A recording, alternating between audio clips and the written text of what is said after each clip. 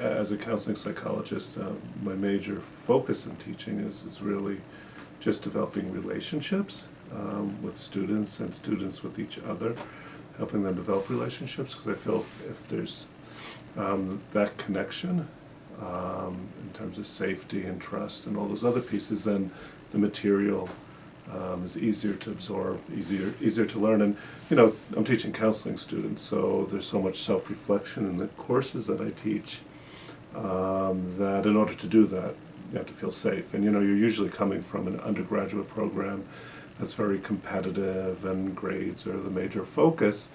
And grades, students still have that mentality, and they are important, but really it's connecting with other people like we're doing now. It's connecting, it's building a relationship. And if you don't feel safe, if you don't trust the professor, if you don't trust each other, you're just going to develop a wall. I use that metaphor a lot, walls. And some of us have a wall, a moat, guards, and an army to protect us. And it takes a while to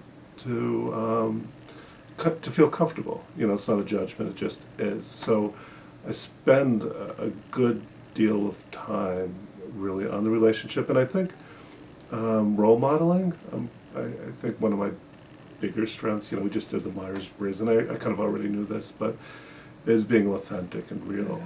And students know, and you could beep this out when you're bullshitting, and if you're bullshitting, that just comes across, and if you're role modeling that, that's kind of, they're going to kind of develop a wall or do it with each other. So just being authentic, being real, being vulnerable too, showing my own flaws and weaknesses, and being okay with that, but I have to trust them as well. So that's where the relationship part comes in. So, once that's there, then I feel like the anxiety lowers, and then, you can really work on students taking risks in terms of counseling and connecting with their clients. And